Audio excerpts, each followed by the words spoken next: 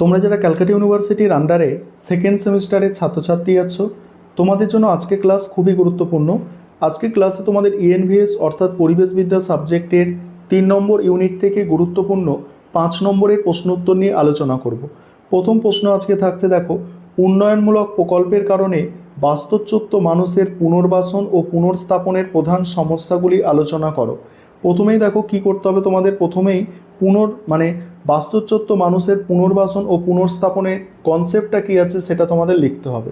দেখো, উন্নয়নমূলক প্রকল্প যেমন বৃহৎ নদী বাঁধ, খনি খনন, তারপর হচ্ছে শিল্প স্থাপন বা বন্যপ্রাণী অভয়ারণ্য তৈরির কারণে যখন কোনো নির্দিষ্ট এলাকার আদিবাসী বা স্থানীয় মানুষদের তাদের ভিটেমাটির থেকে সম্পূর্ণ উচ্ছেদ করে অন্য কোনো স্থানে বসবাস করতে বাধ্য করা হয়, তখন তাকে বাস্তুচ্যুতি বলে।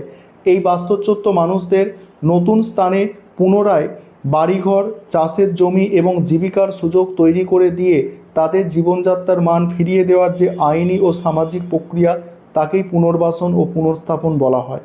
তারপরে কি বলা হচ্ছে, দেখো, পুনর্বাসন ও পুনর্স্থাপনের প্রধান সমস্যাগুলি কী কী। প্রথম পয়েন্ট হচ্ছে উপযুক্ত ও ন্যায্য ক্ষতিপূরণের অভাব।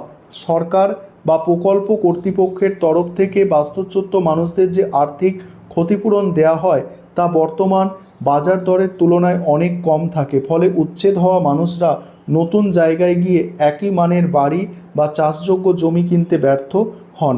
2 নম্বর হচ্ছে জীবিকা ও কর্মসংস্থান হারানো। বাস্তুচ্যুত মানুষদের বেশিরভাগই মূলত কৃষি জমি, পশুপালন বা বনজ সম্পদের ওপর নির্ভরশীল থাকেন। নতুন জায়গায় তাদের চিরপরিচিত এই জীবিকা চালিয়ে নিয়ে যাওয়ার কোনো সুযোগ থাকে না, ফলে তারা বেকারত্বের শিকার হন এবং চরম দারিদ্র্যের মধ্যে পড়েন। 3 নম্বর হচ্ছে সামাজিক ও সাংস্কৃতিক বিচ্ছিন্নতা। আদিবাসী ও গ্রামীণ মানুষের জীবনযাত্রা, সংস্কৃতি এবং উৎসব তাদের জন্মভূমির সাথে গভীরভাবে যুক্ত থাকে। হঠাৎ করে পুরানো পরিবেশে থেকে বিচ্ছিন্ন করে নতুন অজানা পরিবেশে নিয়ে যাওয়ার ফলে তাদের সামাজিক বন্ধন নষ্ট হয় এবং নিজস্ব সংস্কৃতি চরম হুমকির মুখে পড়ে।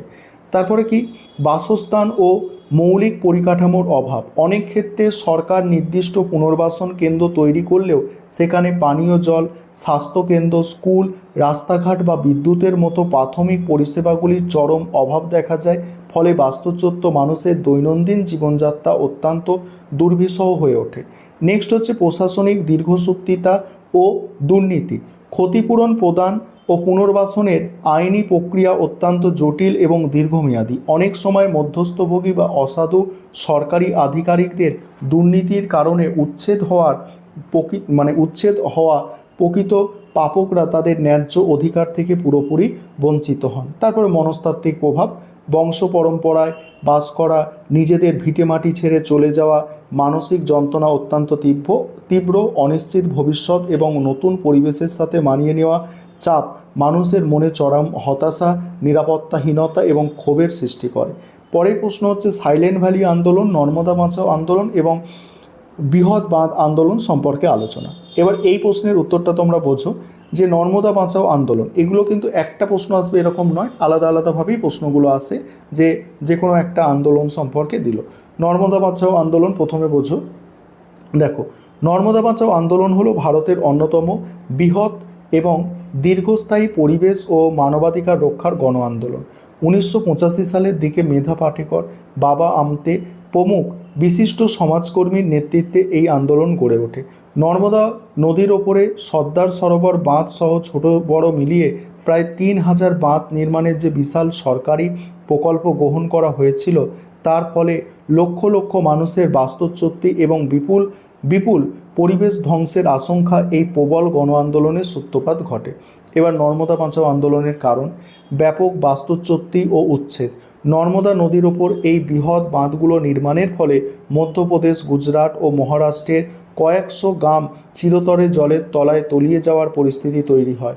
এর ফলে প্রায় 2.5 লক্ষ আদিবাসী ও কৃষক তাদের নিজস্ব ভিটেমাটি থেকে সম্পূর্ণ উচ্ছেদ হওয়ার আশঙ্কায় এই আন্দোলনে স্বতঃস্ফূর্তভাবে যোগ দেন। তারপরে হচ্ছে পরিবেশ ও অরণ্য ধ্বংস। বাঁধ নির্মাণের কারণে হাজার হাজার হেক্টর উর্বর কৃষিজমি এবং গভীর বনভূমি চিরতরে ডুবে যাওয়ার প্রবল সম্ভাবনা দেখা দেয়। এর ফলে ওই অঞ্চলে বিরল জীববৈচিত্র্য, বন্যপ্রাণী এবং বাস্তুতন্ত্রের অপূরণীয় ক্ষতির আশঙ্কায় পরিবেশবিদরা এই প্রকল্পের তীব্র বিরোধিতা করে। তারপর হচ্ছে সুষ্ঠু পুনর্বাসনের অভাব। সরকার বাস্তুচ্যুত মানুষদের জন্য যে পুনর্বাসন বা ক্ষতিপূরণের প্রতিশ্রুতি দিয়েছিল তা ছিল অত্যন্ত অবাস্তব এবং ত্রুটিপূর্ণ। উচ্ছেদ হওয়া মানুষের সমপরিমাণ বাসযোগ্য জমি এবং উপযুক্ত বাসস্থান কোনো সুস্পষ্ট পরিকল্পনা না থাকাই ছিল এই বিক্ষোভের অন্যতম প্রধান কারণ। এবার বলা হচ্ছে দেখো আন্দোলনের ফলাফল ও প্রভাব। বিশ্ব ব্যাংকের ঋণ প্রত্যাহার। নর্মদা বাঁচাও আন্দোলনের তীব্রতা এবং আন্তর্জাতিক স্তরে এর ব্যাপক প্রচারের ফলে বিশ্বব্যাংক এই প্রকল্পে পরিবেশগত ও মানবিক দিক নিয়ে নতুন করে তদন্ত শুরু করে। ফলস্বরূপ 1993 সালে বিশ্বব্যাংক এই বাঁধ নির্মাণের জন্য তাদের বরাদ্দ করা বিপুল আর্থিক ঋণ সম্পূর্ণ প্রত্যাহার করে নেয়। তারপর সুপ্রিম কোর্টের ঐতিহাসিক নির্দেশ। এই আন্দোলনের ফলে আইনি লড়াই ভারতের সুপ্রিম কোর্ট পর্যন্ত পৌঁছায়। আদালত নির্দেশ দেয় যে পরিবেশের ক্ষতিপূরণ এবং বাস্তুচ্যুত মানুষের সম্পূর্ণ ও উপযুক্ত পুনর্বাসন সুনিশ্চিত না করা পর্যন্ত বাঁধের উচ্চতা কোনোভাবেই বৃদ্ধি করা যাবে না। 3 নম্বর হচ্ছে জাতীয় পুনর্বাসন নীতি প্রণয়নের চাপ। এই আন্দোলনের সবচেয়ে বড় সাফল্য হলো এটি ভারতের বৃহৎ উন্নয়নমূলক প্রকল্পগুলির ত্রুটি গোটা দেশের মানুষের সামনে তুলে ধরে। এর ফলে সরকার বাধ্য হয়ে দেশ জুড়ে বাস্তুচ্যুত মানুষদের জন্য একটি নতুন ও উন্নত জাতীয় পুনর্বাসন নীতি তৈরি করার কথা গভীরভাবে চিন্তা করে। এবার হচ্ছে কি বৃহৎ বাঁধ আন্দোলন দেখো, এখানে প্রথমে তার ধারণা বা কনসেপ্টটা আছে। পরিবেশ ও মানুষের জীবনে বৃহৎ বাঁধ বা জলবিদ্যুৎ প্রকল্পগুলির নেতিবাচক প্রভাবের বিরুদ্ধে স্থানীয় মানুষ, পরিবেশবিদ এবং সমাজকর্মীদের সম্মিলিত প্রতিবাদী হলো বৃহৎ বাঁধ আন্দোলন। ভারতে পরিবেশ রক্ষার ইতিহাসে এটি একটি গুরুত্বপূর্ণ অধ্যায়। নদীর স্বাভাবিক গতিপথ রোধ করে বিশাল বাঁধ নির্মাণের ফলে মাইলের পর মাইল বনাঞ্চল, কৃষিজমি এবং মানুষের বাসভূমি জলে তলায় তলিয়ে যায়। এর ফলে লক্ষ লক্ষ সাধারণ মানুষ বাস্তুচ্যুত হন এবং পরিবেশের অপূরণীয় ক্ষতি হয়। এই ধ্বংসলীলা রুখতে এবং মানুষের অধিকার রক্ষার দাবিতে পরিবেশপ্রেমী ও স্থানীয় মানুষদের দ্বারা এই ধরনের আন্দোলনের সূত্রপাত ঘটে। এবার কারণ কি? ব্যাপক বাস্তুচ্যুত ও বাসস্থান হারানো। বৃহৎ বাঁধ নির্মাণের ফলে বিস্তীর্ণ এলাকা প্লাবিত হয়।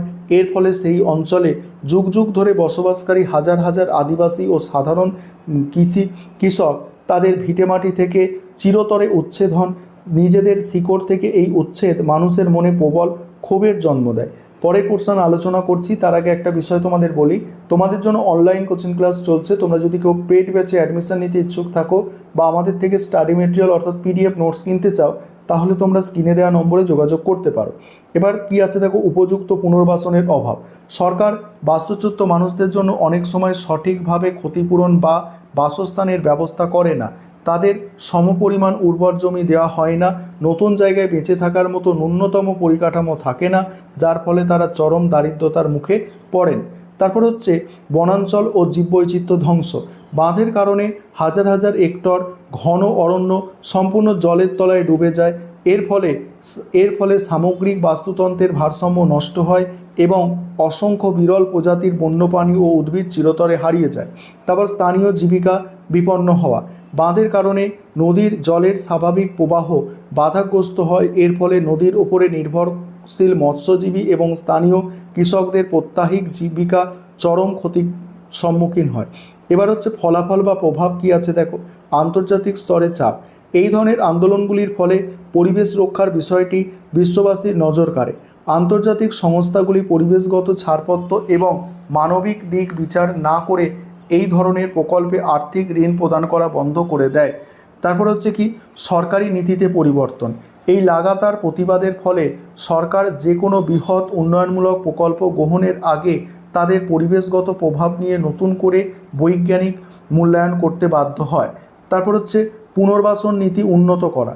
আন্দোলনের তীব্র চাপে পড়ে বাস্তুচ্যুত মানুষের জন্য আগের তুলনায় উন্নত ও স্বচ্ছ জাতীয় পুনর্বাসন নীতি প্রণয়ন করতে সরকার উদ্যোগী হয়। এবার হচ্ছে আইনি হস্তক্ষেপ ও ন্যায় বিচার। তারপরে পরের যে আন্দোলনটি আছে সাইলেন্ট ভ্যালি আন্দোলন, এটা সম্পর্কে এবারে বোঝো। দেখো কি বলা হচ্ছে, দেখো কেরালার পালঘাট জেলায় অবস্থিত জীববৈচিত্র্য সমৃদ্ধ ক্রান্তীয় বৃষ্টি অরণ্য সাইলেন্ট ভ্যালিকে ধ্বংসের হাত থেকে বাঁচাতে 1973 সালে এই ঐতিহাসিক আন্দোলন শুরু হয়।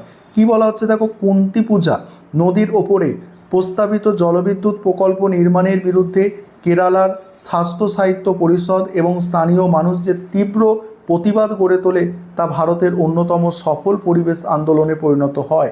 এবারে আন্দোলনের কারণ বা প্রেক্ষিত কি? প্রথম হচ্ছে বাঁধ নির্মাণ।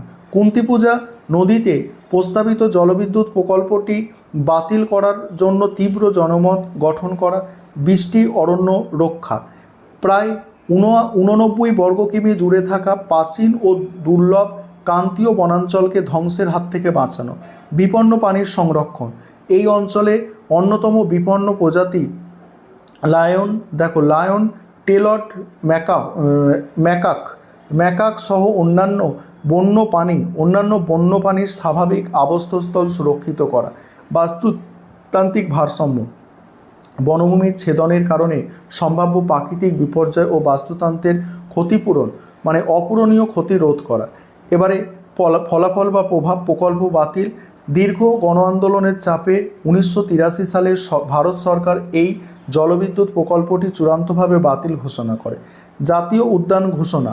1985 সালে সরকার এই বিস্তীর্ণ বনাঞ্চলকে সাইলেন্ট ভ্যালি জাতীয় উদ্যান বা ন্যাশনাল পার্ক হিসাবে স্বীকৃতি দেয়।